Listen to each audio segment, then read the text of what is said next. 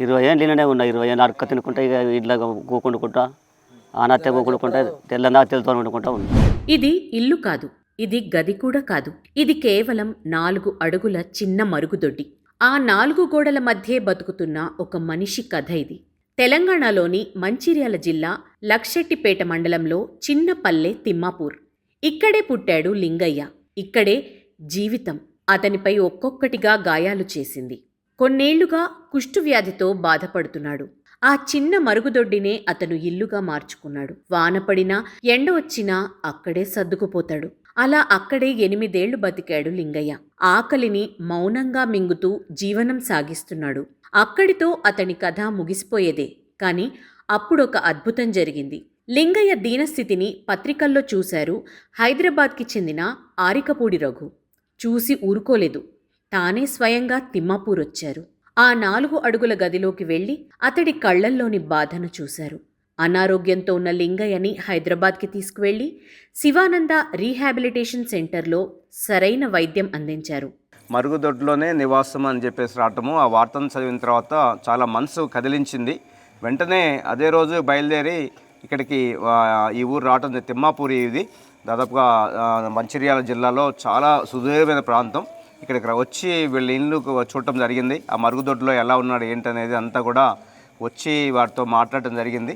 20 ఏళ్ళ 30 ఏళ్ళ కోసం వాడ బాగా అడక తినుకుంటా లచ్చి పండగ అడక ఊళ్ళో అడక తినుకుంటా ఇక అలా బాగా వరపుకు కూర్చుండుకుంటా అట్లా ఇక్కడ అట్లా 20 ఏళ్ళ గడుపుకుంటా వీడికి బతిక. అక్కడితో ఆగలేదు రఘు. కొందరు దాతల సహకారంతో రఘు ఆరికపూడి సేవా ట్రస్ట్ ద్వారా 2.5 లక్షల రూపాయల ఖర్చుతో లింగయ్యకు చిన్న ఇంటిని నిర్మించారు. ఈ ఇంటి నిర్మాణం చేస్తే ఎలా ఉంటుందని చెప్పేసి ఆలోచన, సొంత ఇల్లు స్థలం ఉందని అడగటం జరిగింది. ఆ రోజు ఈ స్థలం చూపించారు. ఇది పెద్ద గొయ్యిలాగా ఉండేది అనమాట. దాదాపుగా ఒక 5.5-6 అడుగుల లోతు ఉండేది. అదంతా కూడా పూర్తి చేసి దాదాపుగా 1.5 year వస్తుంది. ఎంతో ప్రయత్నం చేసి మొత్తానికి ఈరోజు మీ అందరికి తెలిసిన విషయమే, దాదాపుగా నవంబర్ 21వ తారీఖు ఇవాళ.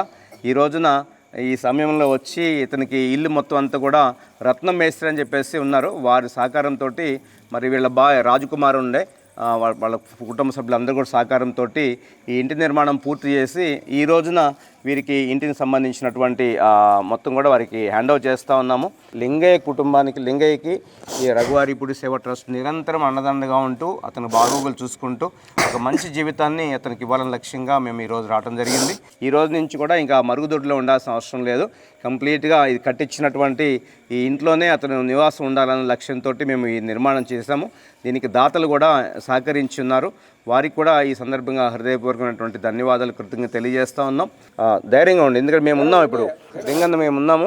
నీ ఇబ్బంది గమనించుకున్నాము. ఎంత స్ట్రగుల్ అంటే అసలు అది మాటలకి వర్ణించలేము. ఒక వ్యక్తి అది మనం టాయిలెట్కి వెళ్తేనే ఆ దుర్వాసనతో ఎప్పుడు ఏ సెకండ్లో బయటకు వస్తామనేటువంటి పరిస్థితుల్లో సంవత్సరాల తరబడి దాంట్లోనే ఉండి తింటూ దాంట్లోనే పాయకానికి వెళ్తూ అన్నీ చేయటం అనేది అసలు ఏ మనిషి కూడా రాకూడదు. అది మేము రఘువారిపూడి సేవా ట్రస్ట్ దాన్ని దృష్టిలో ఉంచుకొని దాతల సహకారంతో దాదాపుగా ఒక 2.5 లక్షల రూపాయలతోటి ఆ గుంటంతా కూడా పూర్తి చేసి ఇంటి నిర్మాణం పూర్తి చేయడం జరిగింది. గ్రాసరీస్ అన్నీ కూడా ఆ ఇంట్లోకి చేర్పించేసి అతను ఎక్కడికి వెళ్ళి మళ్ళీ అతను ఎవరి దగ్గరికి వెళ్ళి బెగ్ చేసేటువంటి అవసరం లేకుండా అన్నీ ఇక్కడే ఆయనకు సమకూర్చే విధంగా రఘువారిపూడి సేవా ట్రస్ట్ చేయబోతా ఉంది.